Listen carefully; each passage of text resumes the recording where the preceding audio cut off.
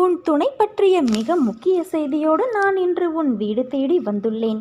நீ விரும்பியவர் உன் வசம் வரப்போகிறார் குழந்தையே. நான் புன்னகையோடு உன்னை காண காத்திருக்கின்றேன்.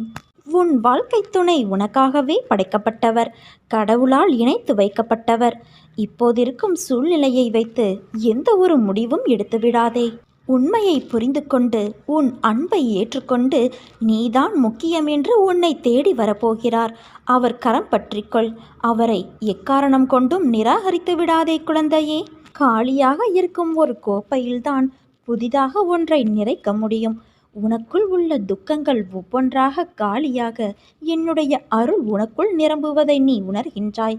உன் பலவீனங்களை பலமாக மாற்ற நீ சிந்திக்க ஆரம்பித்து விட்டாய். உணர்ச்சி வசப்பட்டு நீ நடப்பதை கொஞ்சம் குறைத்து கொண்டதை நான் பார்க்கின்றேன். இப்படி சிந்தித்து நடப்பதுதான் உனக்கு நல்லது. நீ கற்றுத்தந்ததை